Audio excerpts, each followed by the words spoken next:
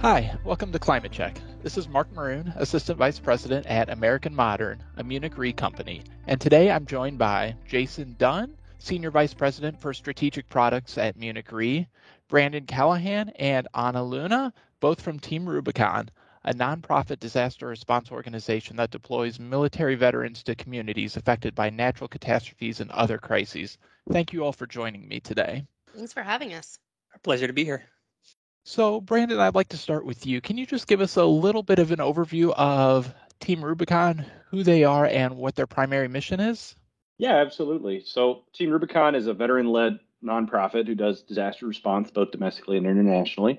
Team Rubicon was founded in 2010 when a group of military veterans saw the devastation in Haiti following the earthquake, and they just couldn't sit and watch it. So 8 people eventually made their way into Haiti and started providing aid. And here we are 11 years later, still at it. You know, we've responded to most of the major storms of the last decade in the United States. We've launched a rebuild capability in the United States where we work on long-term recovery, mostly right now throughout the Gulf Coast. We've done everything all the way to COVID response. We've done vaccine responses. We've helped run medical clinics. We do everything. It's a group of uniquely skilled individuals trying to bring the skills and abilities they learned through military service and our first responders and bring that to the disaster response space. Sounds good. Thank you for the overview. Anna, I guess I'd come to you next. In terms of climate change, it seems like the severity and frequency of hurricanes and tropical cyclones hitting communities like those in Louisiana in particular over the last couple of years, but along the southeastern coast of the U.S. has been hit pretty hard. What are some of the systemic issues that you see facing these communities? Well, I think you hit it on the head just with the repetition and consistency of these disasters. More and more we're seeing across the board, the same communities are being hit time and time again. And that's not going to stop with climate change. Part of what we're seeing that's changing or that has already changed, depending on the seat you're in, is that a lot of the communities that we responded to last year, we're still there providing recovery work, rebuild services, and then the next disaster comes. So we're at a point now where we can almost project the pathways that storms will take just because of the changes that are happening and the trends that are happening. But I think climate change definitely plays a role in the sense that the severity is increasing, the frequency is increasing, where it was maybe some communities would have a couple years of relief and then the next storm would come. Now we're seeing less of a break in between. The other component, I think, is that environmentally, a lot of the homes that are sitting in the most at-risk and hazardous areas tend to be the more low-income homes, and that's just how planning and urbanization really works. People who have higher incomes won't necessarily be living in those areas, so it's vulnerability on top of vulnerability, unfortunately. I think that's an important point. It does seem like as the years go on in terms of claims development and everything that we're seeing, at least on the primary insurance side, we're seeing a lot of the same themes and trends that you just described. So Jason, at this point, I want to loop you in. Munich Re made a $100,000 contribution to support Team Rubicon's effort this year. So can you talk a little bit about how Team Rubicon's mission aligns with Munich Re's commitment to reach these underserved and underinsured communities affected by the protection gap? Sure. Thanks, Mark. So Munich Re is devoted to closing the protection gap within the U.S. and globally. We recognize, for all the reasons that were mentioned earlier, that climate change is driving up the overall cost of insurance by the increased frequency and severity of these major events. We also recognize that while there is a good supply of insurance products in the US, those products don't make it into every single community. They just can't simply afford insurance in some communities. So Munich Re has taken a non-traditional approach here. We've looked for various partners within the non-governmental organization space that can help us reach out into these underserved communities and close the protection gap. We're very aligned with Team Rubicon on the mission that they want to do, which is rapid response and recovery after a natural catastrophe. And as they've branched into the long-term recovery, that is the rebuild missions that Brandon has talked about, we wanted to provide a more tangible benefit there, and that is the large contribution that we've made in a multi-year commitment to help rebuild the homes in these underserved communities. I know one of the things that we're looking at, Brandon, is including the mandate to rebuild homes using the fortified standard. So first, can you maybe talk about what that fortified standard is, and then maybe describe some of the training and the technologies and the standards that your organization provides? Yeah, I'd love to. There are communities all across America that other VOAD partners in the space have to respond to time and time and time again. We work on the same flooded communities year after year because they need help. So how do you break that cycle? How do you stop that? And the answer, the key to that is resilience. And through resilience, both at the individual and the community level, we can go from where we're at now, which is just acknowledging that it's more dangerous to live here, to actually doing something about it, right? We can give people the capability to live their lives without wondering if the next time it rains, they're going to lose everything they own. So where we started with that was our Fortified program through IBHS, the Institute for Business and Home Safety. This is a program put together where they, through scientific method, tried to figure out what's the most common reason that houses fail. Why do houses take storm damage? So they've gone through, the Fortified program has 3 levels. It starts with a fortified roof, which they identified a compromised roof as being the number one reason that homes fail during a disaster. But it has to do with simple things like sealed roof decks, right? So if the shingles fail, we have a backstop to help keep water out of a home. And there's a whole series that goes through just on the roof that has to do with the underlayments, the nail pattern that you use, the way you seal the decks, the way you lay the shingles, all of it, so that that roof is far more resilient.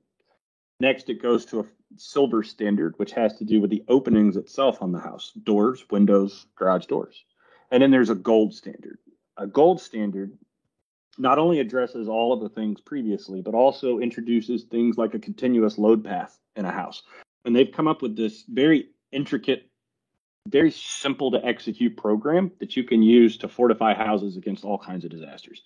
And that's one of the tools in Team Rubicon's toolkit that we use to try to introduce individual resilience for homes in these communities. Super high impact, super low cost. So Team Rubicon's really started trying to take on all resilience, all hazards, all the time. There's really simple ways you can do that, right? So if you talk, let's go back for a second to the silver level of fortified, where we've introduced impact resistant windows, impact resistant doors. So the openings to the house are secured, right? We know that we've framed the inside of the walls correctly because we've introduced fortified gold and we have a strong house. But what's some other simple things we could do? Well, we could take and replace the siding on a house and replace it with a cement fiber. Now it can't be set on fire by flying cinders, which according to CAL FIRE is how over 90% of houses get destroyed during a wildfire. Is cinders find their way onto flammable substances and they destroy it.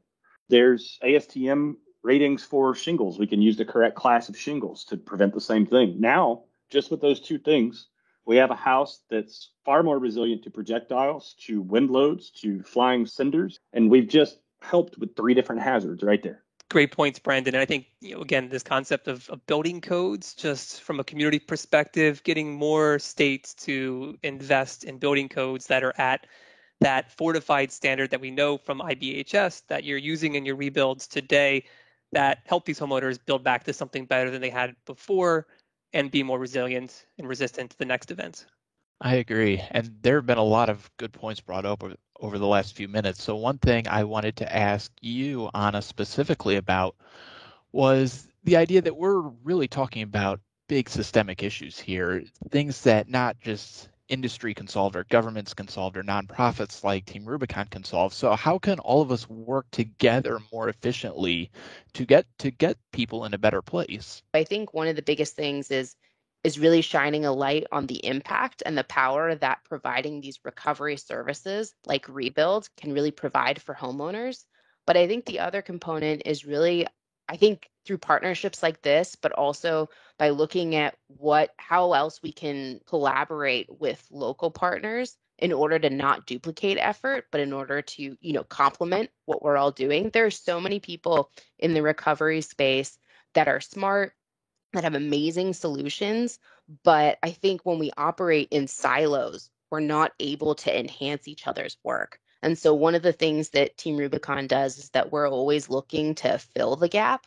We're not looking to replicate what everybody else is doing. We're not looking to work in a saturated space. And that's one of the reasons why we got into recovery work in the first place, was that we responded to Hurricane Harvey and we saw that after all of the news trucks left, these homes still needed help. And there were so many people who had systemic structural issues that needed to be addressed. And, government, FEMA, from all branches of government weren't really able to assist, and there really weren't any funds to assist. And so we decided to fill that gap. And I think through partnerships with others like SBP and with the Red Cross, we've been able to really enhance that level of work because, like I said, I think the solutions are out there, the advocacy groups are out there. It's just a matter of working together instead of thinking about each other as competitors in order to elevate the work and elevate the message. Yeah, and I think you made a really good point there around emergency management. Maybe the response is the high attention area and the recovery is the low attention area. And within the insurance industry and Munich Re in particular, we're hyper-focused on that long-term aspect. We want policyholders, the homeowners, to be as resilient as possible to the next event. We want them to recover in the long term and to be just a long-term customer of the insurance space. So we can't just ignore them after the event, after the recovery and everyone's moved out. We have to stick with them and help them in the community recover. Right. I feel like our insurance partners are some of them, frankly, the more aware in this space. I think you guys are really some of the most dedicated and committed partners in that sense. I think because you guys see it and you guys don't just see the level of attention on response and how that dwindles into the recovery, but also understand that as a nonprofit, leaning on us as a specialty area and trusting us is huge. And you guys have really been huge partners in helping us understand that space even more, sharing geospatial data, helping us understand, what's the difference between underinsured versus not insured at all. And really helping us see who are really the most vulnerable people within those spaces, regardless of how many resources are being dedicated or regardless of how the news cycle has picked it up. And I think that through partnerships like that, we can really start to speak the same language, frankly, and start to elevate and share those messages across the board. Because I think the more we can all be speaking the same language and the more we can all be on the same platform, the easier it is later down the road for advocacy groups or for legislators or for governments to understand where we're coming from versus, just this ragtag group of people from Team Rubicon saying hey, this is something that's important. Listen to us. Yeah, I think for insurance, and you probably experienced this yourself, Brendan, if you've been into missions, that insurance adjusters are often some of the first people that are rushing into these areas as well. So this is a very personal experience for so many in the insurance industry. Myself, I was in Paradise, California after the Camp Fire. Just seeing the images of whole communities wiped off the face of this planet, it just sticks with you. And you want to do everything you can to help those people recover, help those communities come back, which is, again, why we're only so happy to help your teams, your rebuild teams, go in and help those communities. So we're starting to run out of time, but I just wanted to make sure that we gave you a chance, Brandon, to maybe tell people if they want to get involved, if they're inspired by your mission and they want to find ways to help. What's the best way to reach out? What's the best way for them to get in contact with Team Rubicon? Yeah, there's a few different ways that people who want to get involved can get involved with Team Rubicon. First and foremost, I would say that what every community really needs is the help to come from within. So sign up, www.teamrubiconusa.org, and sign up to volunteer so that when your own community is impacted by these disasters, you're there to raise your hand, step up, and help them. And whether that's response, whether that's rebuild involved, whatever that is. There's remote opportunities, there's in the field opportunities. Get out there, get a part of it, and let's help our own communities. But, I'm going to take a saying from Art, our CEO, that there's a million things more important than money, but they all cost money, right? Donations are what power this machine here. Through that same website, www.teamrubiconusa.org, you can donate right to us right there and help fuel this mission. Thank you very much. Anna, Brandon, Jason, again, thank you for taking the time to join us today and to talk about this important partnership with Munich Re and all of the great work that you guys are doing within the communities. And Thanks. For everybody, if you like this episode, please subscribe to our podcast. And for more information, go to munichre.com/climate, and we'll see you all next time.